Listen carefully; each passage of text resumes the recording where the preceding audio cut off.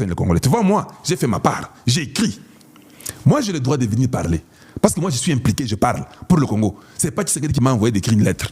Ce n'est pas le gouvernement qui m'a écrit, qui m'a envoyé d'écrire. J'ai écrit seul. Na vandi, na komi, na tinde. Toi, qu'est-ce que tu as fait comme soutien? Ce que toi, tu as fait, ça dit quoi? Toi, ça, là, dialogue, ango, tu oublies même qu'on a violé ta maman. Voilà les Congolais. Les Congolais est comme ça. Et je comprends. Nous devons faire un effort d'aider le peuple congolais à se réveiller. Donc, tu verras dans Kinshasa, comme j'ai vu les médias là, et les gens étaient de qui dans les... Oh non, bon, Kabila Yakara, tout ça, dialogue, ango, boya, bozo, ça va, surtout ça, dialogue, et puis, paix, quota, c'est que les peuvent vendre le pouvoir, et puis, tout ça, maramouana.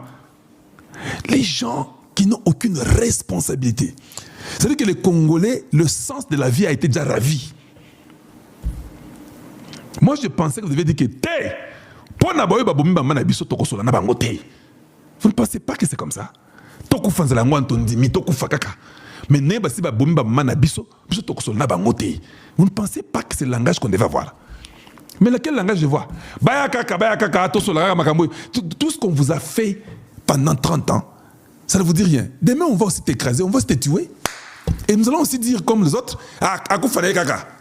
tu ne trouves pas que quelque part, nous avons besoin de faire un effort en tant qu'un peuple? Et ça, je vous le dis, ça fait mal.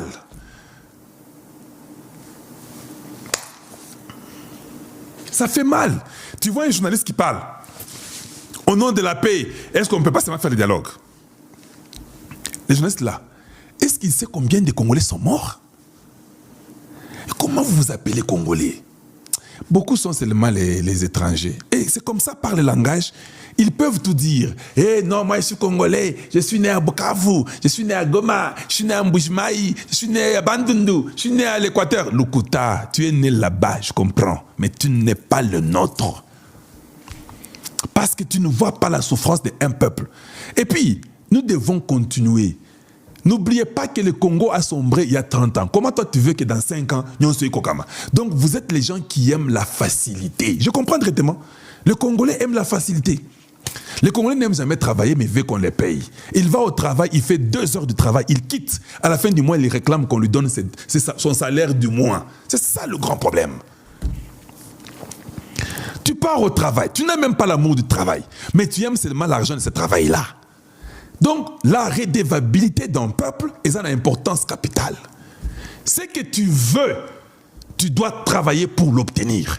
Si ton pays a sombré pendant 30, 40, 50 ans, vous n'allez pas le construire dans un jour. Il faut dire que tous les Congolais comprennent qu'ils ont bongoté. Enlever cette mentalité-là.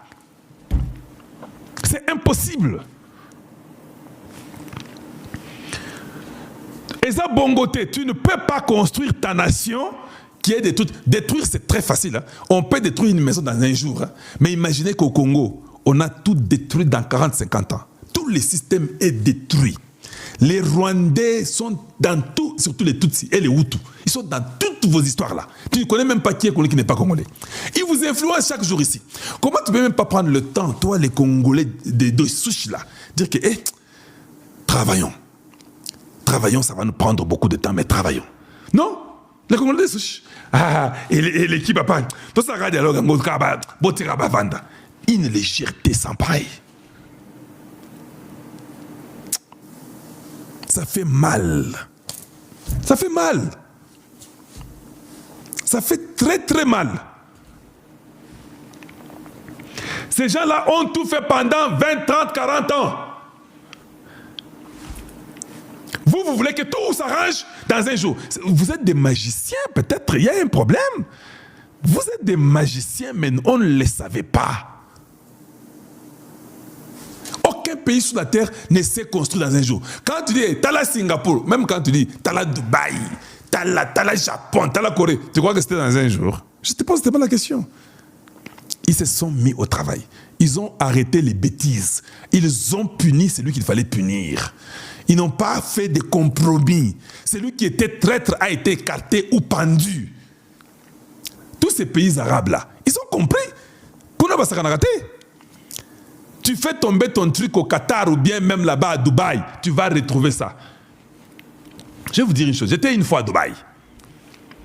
Quand je suis à Dubaï, je prends le taxi, je pars dans un magasin quelque part. Ce qu'on a zoé, ce chauffeur Wana, mon sac était dans sa voiture. J'ai dit que non, je ne peux pas prendre mon sac. Moi, je vais entrer dans les magasins et puis je vais rentrer parce que je vais utiliser Karayo Taxi Moko pour Zone Sangana Palais. Et puis, en discutant, j'ai dit à ce chauffeur-là, ah, papa, maintenant, si tu pars avec mon sac, maintenant, je vais faire quoi? Moi, j'aimerais que tu sois ici. Il m'a dit, non, non, comme tu fais tes courses, tu entres dans les magasins, permettez-moi que je prenne quelqu'un d'autre, que je fasse aussi d'autres courses. Et puis, s'il n'y a pas de parking, quand tu finis, tu m'appelles, voici mon numéro, appelle-moi et puis je vais revenir pour te prendre. Je dis, hey, t'as l'esprit à Congolais. Hey, comment? Donc, toi, tu veux que je puisse te laisser mon sac ici et que toi, tu partes faire tes courses, je vais t'appeler. Mais si tu ne réponds pas, je t'aurai comment? Il a rigolé. Il a compris. Regardez ces Africains ici. Il a dit, papa, tu es où? Je dis, je suis où? Tu es à Dubaï. Toi, laisse-moi partir. Quand tu finis, appelle, je vais venir. Ici à Dubaï, même si tu laisses ton argent dans la voiture, tu l'auras. Il commence à m'éduquer. Je peux partir courir. À la minute que tu prends le téléphone, tu dis à la police que j'étais dans un taxi. Et ce taxi est parti avec mon sac, il n'est pas revenu. Le gars là me dit ça. Il n'est pas revenu. Tu n'as même pas besoin de donner la plaque du taxi. On va te demander, tu avais pris le taxi là où? Quand tu dis seulement là où tu avais pris le taxi, et puis demande, il y a à peu près combien de minutes? Tu dis qu'il y a à peu près 10, 15, 20, 50 ou 1 heure de temps. Il dit, c'est fini. Dans les 20 minutes qui arrivent, tu verras ton sac et je serai arrêté. Il y a des caméras à Dubaï partout. Il y avait des caméras qui nous ont déjà tous filmés. Quand je donne l'heure, la police va dans leur système, pas directement, tout sort. Telle heure, tel immeuble, telle avenue. Ça sort, on regarde, ah, il y a un taxi. On tourne la voiture, on voit la plaque. On tourne, on demande à toutes les caméras de Dubaï. Dites-nous où se trouve cette plaque maintenant. Avec l'intelligence artificielle. Cette voiture est sur l'avenue et ça à côté à Bandal na Simande c'est kaza sikoyo. Mbalamoko ba bengi police il y a Bandal côté à Simakuna. La police. Donc dans 2 minutes, on arrête les taximens comme les biscuits. Vous avez compris ça? On doit apprendre. On doit apprendre des autres. Et tout le monde là, ils ont compris qu'ils ne peuvent pas voler. Il faut amener que chaque Congolais comprenne que ceux qui naïbi, bagolo belanga est sous-souté, cours et condamné ngai, n'a pas la moyen té, et puis je n'aurai pas le choix. Et tous ces mouchards congolais qui ont été dans le vol tricherie, les Congolais ont volé. Les gens qui aiment toujours garder, protéger le mal, ce n'est pas bien. On doit changer. On doit changer et quitter cette histoire-là de toujours être dans la médiocrité et consort. Ça commence par toi. Ça ne commence pas par Tshisekedi. Moi, j'ai compris ça. Il y a des choses que je vous révèle dans ces messages que je dis ici. Ça ne vient même pas du gouvernement congolais. Le gouvernement congolais, dis-moi, qui est ces ministres-là qui peuvent venir me dire à Kalonji, moi, je te donnais telle information. Mais pourquoi je vous donne des informations et ça tape juste? Vous pensez que je prends ça chez eux? Dites-moi, un seul ministre qui est venu Kalonji, il y a telle information, qu'il vienne, qu'il mette sa main en l'air. Bazaté. Moi, je me suis engagé à aider le Congo à mon niveau. Toi, tu dois t'engager à aider le Congo à son niveau.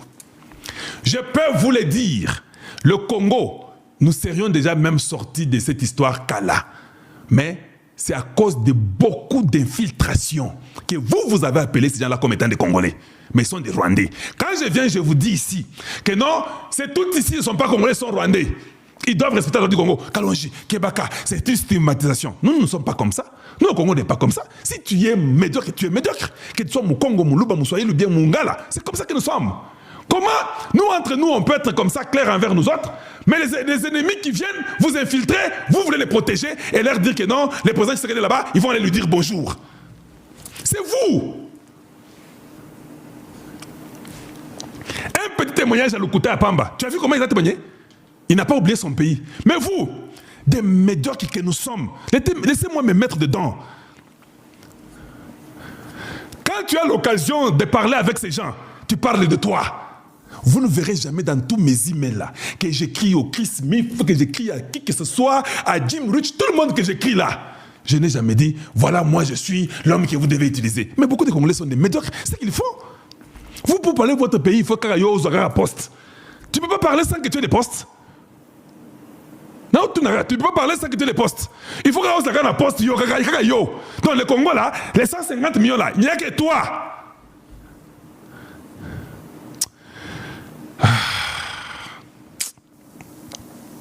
Réunion d'urgence na Rwanda. Confusion totale. La famille de Paul Kagame en larmes. Disparition de Joseph Kabila. Kabila est-il mort? Frappe des drones de la République démocratique du Congo à Minembwe. Moïse Nyarugabo en larmes. Nini ezali kolekana. Mbote, mbote, mbote na bino bandeko ba Congolais de partout et surtout bino balandi ya chaîne na biso. Toza na esengo koya kosolola na bino ba bonne nouvelle oyo utiko koya na tongo oyo lelo bandeko. Oyo ezali les avantages ya République démocratique du Congo. Bandeko webika kandenge toyebisaka na bino ke oh ezali ta ya libération. Je pense que boutaki koyoka to tiela kibino na chaîne na biso vidéo ya mokonzi mboka Félix Antoine Tshisekedi Tshilo mon père salobaki que Paul Kagame s'est manqué de nous. Mais ça suffit. Trouble na Rwanda en ce moment. Confusion totale. La famille il y a Paul Kagame en larmes bandeko ba Congolais. Tokobeta masolo awa na kati ya émission.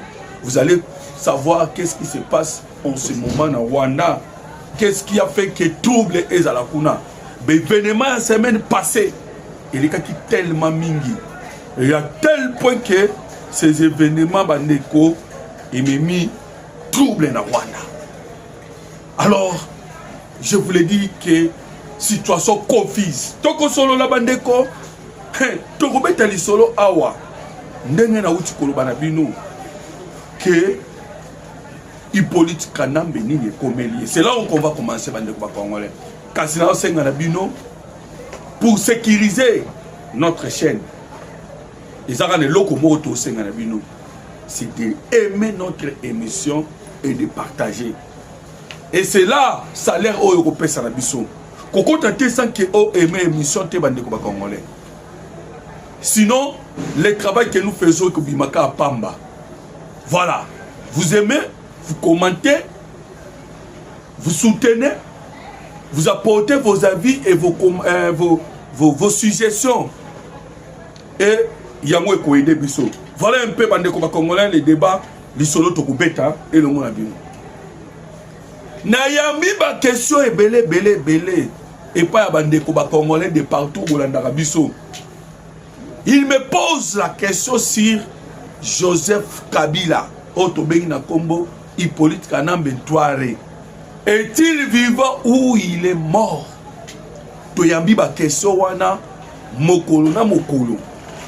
Alors aujourd'hui, on va vous répondre. Il faut savoir que il y a un problème bandeko ba Congolais. Sokoyoki ba tout o ezali en ce moment on a le Kabutali la vie à Hippolyte Kanambe. C'est parce que frappe o ebeta makina niveau ya Kalundu. Bandeko, il y a un article oyo na kutangela bino koyoka yango. Ndenge ba famille ya Rwanda. Babandi kosala menace. D'ailleurs Patrick Mouyaya l'en a parlé. Bah comme il cause la menace contre le gouvernement rwandais. Pourquoi? Parce que bah mesana kobomba baliwa bazo pesa na famille $1150 pour famille Kangamunoko. Matang ekosa la mate et le romo ekosa la mate. Mais dis-moi bah pesa mbongo na famille Kolobate Vandanier. c'est le système ya Paul Kagame, c'est le style ya Kagame. Il y a que parce que pour naïe a aussi la guerre moko ya procuration. Peuple rwandais ba yebi ke ba na guerre té. Yende azo sa guerre na est la République démocratique du Congo. Voilà pourquoi ko kagotinda batu. Tango atindi batu ba ko bunana est à Congo ba kufi et alingi te ke matanga esalama. Il y a des même avec Hippolyte Kanambe alliance Joseph Kabila. A Koufite, jusque-là, Mandeko, il y a encore ombre, il y a encore des histoires, Makamu Oyo, et Zalina Nukola qui s'assigne d'éviter. Voilà pourquoi, jusque-là, doute les alliés, parce que si devine mon anate. Avant, frapper Betamana Kalundu, na restaurant, parce que présence vraiment importante, il y a des officiers rwandais, Bazalaki. Tobete Gibino Masolo que James Kabaré BP Ayaka. Tellement que présence Swane Salaki Batebe Bazalaki, John Abeti, Bandeko Congolais, jusque là, Nena Ucholo Watubawi Bate. Maintenant, mais vous vous souvenez que Corneille Nanga a annoncé qui Bani Réunion Salamaka Misatu. Esami na Goma, na Bukavu, Pena Uvira. Ya Goma tango esili, ya Bukavu ezui. Oyo yokaki, Corneille nanga anonsaki, na miso batuno surtout que Toyambi Awa, l'ancien président Hippolyte Kanambe Joseph, Bandeko, pona Bandeko batuna ka ba vidéo, toza na ba vidéo wana to bombia na machine na biso dans notre ordinateur Izali. Voilà pourquoi to fungola groupe WhatsApp pour na ko partager ka basamoso ki olandinga tina suka ya émission au komona numéro dans votre téléphone et vous allez adhérer au Kokota. On va partager des vidéos. Alors, c'est Corneille Nanga a annoncé qui présence à Joseph Kabila. Corneille Nanga. Qui a un ancien président. Donc, René Salamaki na Goma, na Bukavu, Pe Salamaki 2 jours. Puis, frappe ya Kalumba. Alors, Bandeko, voilà pourquoi l'inquiétude et qu'on se posait la question sur signe de vie à Joseph Kabila, Otobengi Hippolyte Kanambe. Et on sent cette agitation. Alors comprenez que l'agitation, on n'est pas Kabila. Plusieurs réunions d'urgence na Rwanda. Pourquoi? Parce que Moto et Pela qui n'est pas d'Amérique. Kagame n'arrive pas. Les généraux n'ont pas commis déjà pour se sentir qu'ils seront ciblés. Lui-même, Paul Kagame, est déjà dans le viseur. Il y a des Américains. Alors, on a que Kagame est dans le viseur américain et que lorsqu'on va commencer par frapper Kagame, Bango va résister. Et alors, ils ont déjà des richesses. Bazana Bambongo, Bazana Bambouébélé. Bandeko réunion ekotaki na Rwanda pour na baluka ndenge nini bakoki ko répondre en face ya dynamisme oza liboso na bango. Hey, réunion liboso ekoti bandeko. Avant de savoir ce qui s'est passé dans la réunion liboso, Kagame connaît qui est les États-Unis d'Amérique et face à l'intérêt américain. Kagame a yebi yango. Voilà pourquoi Kagame a dit que c'était bande congolais cause en inquiétude même les généraux naé. Ça ne marche pas makamwe kotambola bien te. Kagame maintenant en ce moment azoye batte opinion nini azwa. Position nini azwa. À cause na malade, akufa, atika pouvoir, aebisaba M23 batika guerre, basala nini, il est troublé. Je pense que Boyoka Kibino Moko Malobaya Corneille Nanga na Goma Vita Imaesha Guerre Sili. Ça c'était Corneille Nanga. Que ça soit diversion, que ça soit diversité, que ça soit un mensonge, que ça ne soit pas un mensonge. Mais Malobaya Corneille Nanga Kolobake Guerre Sili, ça cache beaucoup de choses là derrière. Et cacher Makamobeli. Et surtout qu'on est dans le bien autant nini. Après comment on a makambo et les Canadiens qui États-Unis d'Amérique. Ndenge Donald Trump a commis signe mo konzamboka. Ndenge Donald Trump a commis à niveau ya ko pesa numéro na téléphone mo konzamboka. Ils savent que tout ça est allé très sérieux. Et puis to robeta masolo ya makambo ko le kana minembwe. Vous allez comprendre que il y a du sérieux dans minembwe. Jamais FADS a bunda ndenga bundi sikoyo. Ndenga na uti ko biso l'arme de Moïse Nyarugabu. Makambo eleki na minembwe. Bande ko ba congolais kuna il y a du sérieux. To ko beta masolo na bande ko ba congolais. Mais Kagame se ayebi ba américain baza banani. Voilà pourquoi quand ici par réunion. Yoka Charles Onana. Ndenge akoro bandeko parce que nous commençons à voir que l'accomplissement ya makambo oyo Charles Onana lobaki. Ndenge tolobaki que Nzete Kagame amataki Nzete Kagame aokita. Amataki na Nzete ya ba anglo-saxons, des américains, des canadiens bango nyonso. Ndeka kanjela zokita. Charles Onana a révélé Ndenge Kagame na ba américain ba salaka pour que lelo Kagame comme un orgueil o akoma ki na yango o lelo yo lobi autaki kolela. Qu'est-ce qu'il faisait l'orgueil à Kagame et qu'est-ce qui va maintenant faire sa chute? Charles Onana lobi que un commando de forces spéciales américain a dirigé qui environ 800 hommes au Bazalaka installés secrètement au Rwanda des commandos américains. Alors, Biboy, ces commandos américains qui étaient installés au Rwanda secrètement avaient pour mission de combattre aux côtés des soldats du FPR à des activités militaires clandestines. D'après un soldat américain du Texas qui était au Rwanda à cette période, les militaires américains ne devraient surtout pas informer leurs familles qu'ils étaient partis dans ces pays. Neko, on comprend, Oyoki. Tout ce que Kagame faisait, tout ce que Kagame est en train de faire aujourd'hui, il a appris cela et pas il y a le président Clinton, il y a les États-Unis d'Amérique. Ndenge uti koyo kanga kotangela o. Que Paul Kagame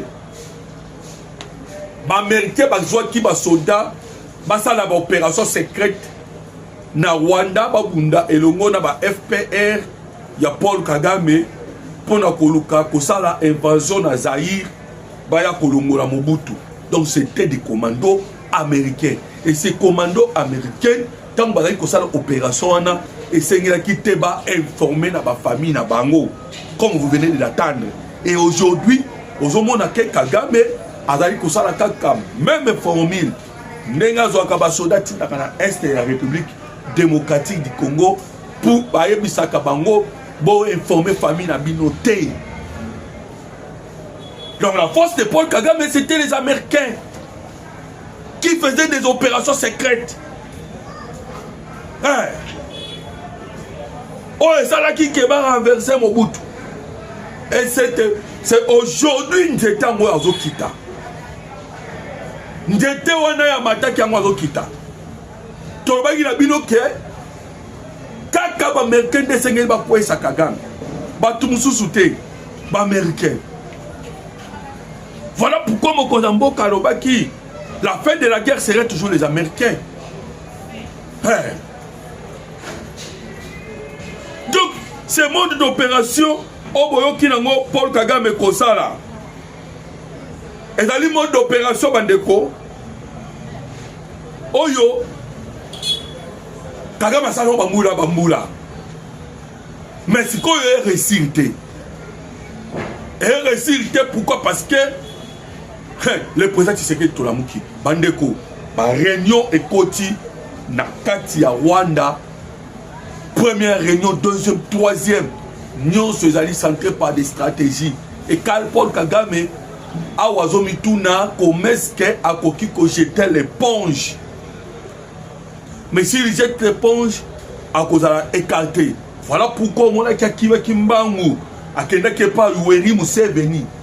Tant qu'on met pas Uweri Museveni, Bakutani Basololi, bon, moi, Museveni a boyaki na coupé ses beautés. Parce qu'ils ont toujours, Bazara toujours na mission moko. Bazala kaka na mission moko.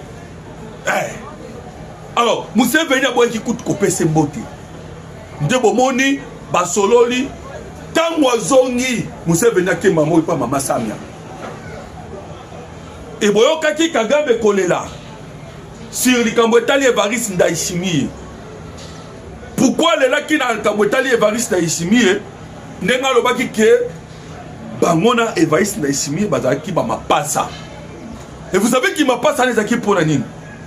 Qui m'a passé wane zalaki pour na ko décrit Congo. Bandeko nazobe tabino di solo bomona ndenge Kagame azali na confusion totale. A otoko betabino di solo na niveau ya Rwanda, il se pose des questions à Sala Nini. Il a essayé à plusieurs réunions côté ici et ça n'a pas tenu à Kepa Museveni. Et pas Museveni aussi, ça n'a pas tenu parce que à Otokoloba, Mutuna Mutu, Mwana na Mwana, Azali ko sauver Ponaye.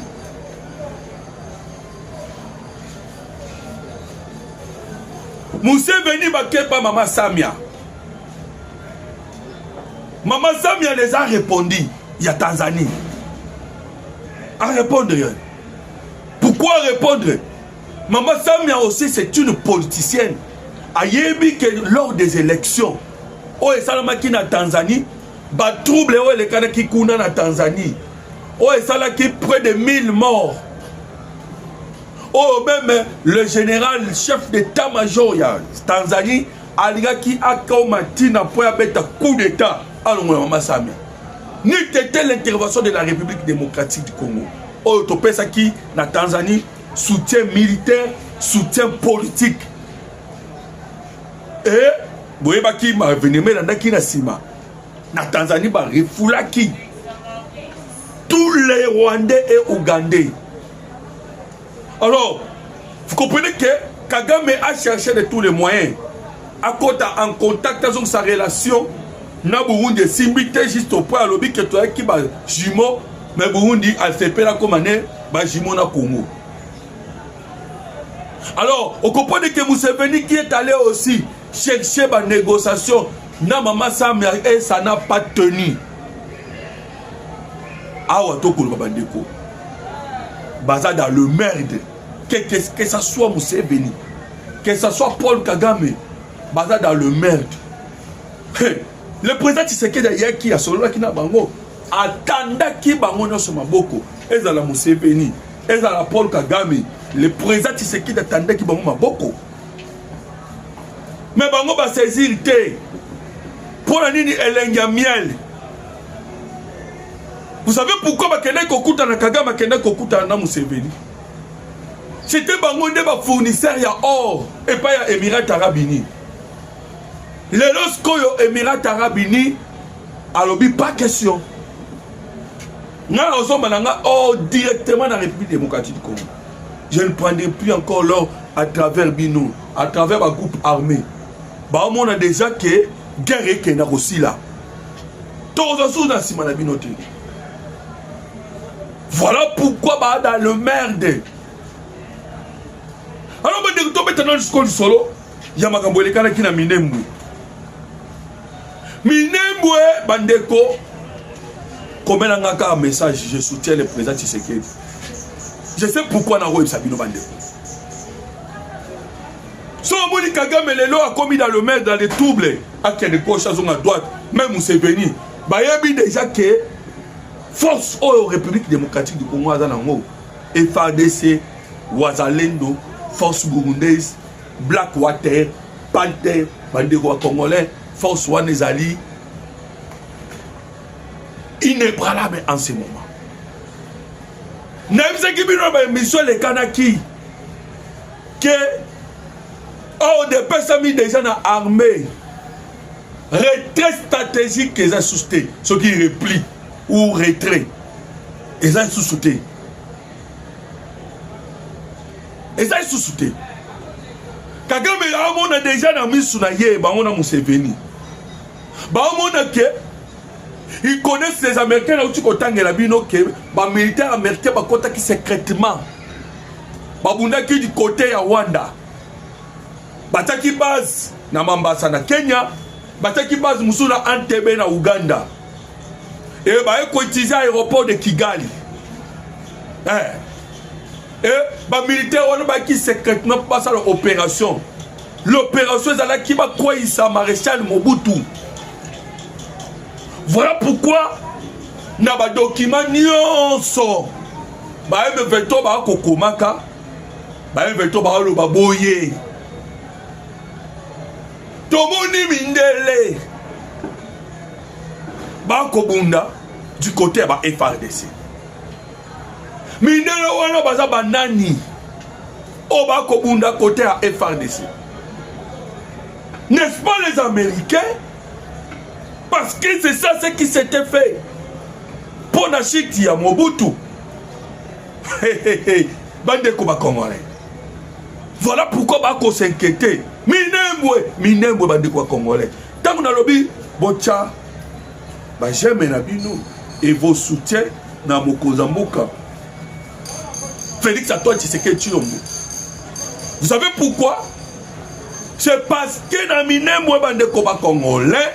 Na lobi na yoke Kagame akotisaki ba Rwandais na système na ya contournement akotisaki tomonaki bango bakena nzela uzizi ba mati na plateau omoni ba au plateau de Fizi, au plateau de Mwenga, au plateau d'Uvira kasi bango mango bezali na ba rivière Kagame na kati ya babu toza na ba vidéo bandeko to mona ba Rwandais ba kota na ba poto na ba mai. Objectif Minembwe c'était sa toute dernière bataille. Oh Paul Kagame azalaki nango c'était la récupération de Minembwe. Pourquoi a récupéré Minembwe? C'est parce que Minembwe or ezali.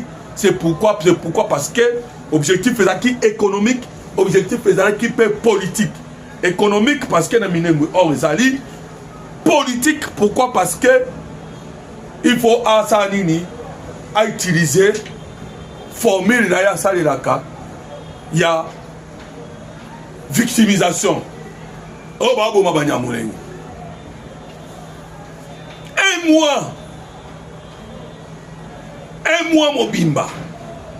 Oh ba force loyaliste. Noé FARDC. Balongoli bango moko pendant un mois. Et aujourd'hui bandeko Minembwe sous contrôle des FARDC. Bazo qui aéroport, bazo qui nyoso. Bandeko ba Congolais vous disent que situation koyo kezala ki kuna na est ezaki catastrophique. Situation wana ko ba bino bandeko. Alors bravo. Naba force spéciale na biso surtout ba Ibu. Oyo tous les muta komi ko banga. Ba Ibu wana bato so mo banga. Babangi pamba te bandeko c'est parce que ba force oya Ibu. Ba c'est ici Paul Kagame Mayele. Voilà pourquoi Kagame a commis bitambola. Tambola n'est pas pambaté. Il y a pambaté pourquoi? Parce que Neto Sabino que match est à Kobaluka. Donc, Nengeoka qui Donata Paloba qui guerre Sili Bandeko. Guerre est à Kosila. Et Sili complètement. Ah ouais, tu Neto bête à terroriste. Alors, Nengo comme on a banana wana. Naba bisi moi naba toi nyonso bako betama moko timba moko guerre aussi là parce que déjà bazo benga bango groupe terroriste. Bata groupe terroriste. Alors ndé tolo bana bino bandeko. Na niveau à Rwanda, ça ne va pas. Ça ne va pas, pourquoi? Parce que je vais vous lire. Bino Boboyoka. Ndenge Paul Kagame matanga na dégâts kosakanate. Tous les plans basala kezana ngo échec. Tous les plans, ils ont échec. Échec pour la ligne. Lobby awa bazaki ko na stade lobby ya Goma. Na stade ya Goma bakomi koyemba ba sala interview na Kinyarwanda. Vous imaginez Kinyarwanda. Alors que Kinyarwanda na esa komo na biso ezaka une affaire il y a 1%, 2%. Au baloba Kinyarwanda. Voilà maintenant qu'on s'imposer na Goma. Njoka na Goma majorité ba na Goma ezali na ngoba banande. Yoka Patrick Muyaya au cimetière. Témoignage d'un jeune Rwandais a témoigné. Au cimetière on n'était que deux. Moi et mon grand frère. Et la cérémonie funéraire a été conduite par l'armée. Après, on nous a dit de garder cela au secret. Malheureusement, mon frère n'a pas tenu le coup. Il a été traumatisé et se trouve dans un centre psychiatrique. Quand elles perdent leurs enfants dans la guerre en RDC, les familles rwandaises sont interdites de faire le deuil. Double supplice imposé aux familles éprouvées pour couvrir des dérives d'un régime despotique construite sur les dénis permanents, menaces et intimidation. Rwanda, il est interdit de pleurer. La matin à deux personnes. Ndekona Kebela Iboma. Là, c'est pour que vous puissiez comprendre que Kagame Nenga Zawana a commis Kosala encore. Amen. Ba témoignage peut bandi Kobima. Ba témoignage bandi Kobima. Na momo to beta masolo. Ba témoignage. Voilà pourquoi bandeko ndenge to yibisi binoke ndenge ba Rwanda ba commis kozo courage. Même ba militaire ba officier. Ya Paul Kagame ba officier na ye. Bakomi kotuna ba question. Doit-on continuer ou bien tozonga sima? Parce que situation oeza soumalam te. On a tout perdu. Politiquement, diplomatiquement, on a tout perdu. Donc continuer tototika. Trouble bande ko ba Congo. Pour koto bat ba olela.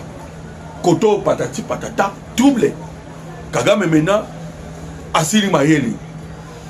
Alors, le quoi Asili Mayeli bandeko. Toba ina bino déjà moyebi. Que Kagame nenga zawana akokweya kaka ndenge Mobutu akweyaki. Unjete ya mataki na unjeta kukita. Outu koyoka l'Union européenne non. Ba outu kolobawa. Kagame bimisa ba soda. Malgré ba sala ka ba semblant. Mais ba oyebi c'est ba vérité. Bah, il y que Donald Trump est imprévisible.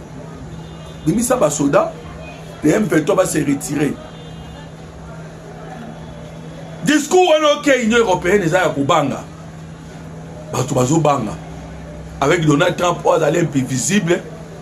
Il y a un là, les Congolais, il y a une surprise. Et que la surprise générale pour la bataille sur Vatican. Alors, bandeko restez branchés. Na chaîne Nabino, chaîne Nabiso, pour que vous ayez information, analyse, puis Yamakamotali, la République démocratique du Congo. Comme je vous avais promis que, dans ce cas émission, na coupé sa numéro dans un téléphone pour que vous pouvez demander des images à tout moment et on partage ces images là-bas. C'est le plus 243 89 40 330 80. Plus 243 89 40 330 80. Je dis et je vous remercie.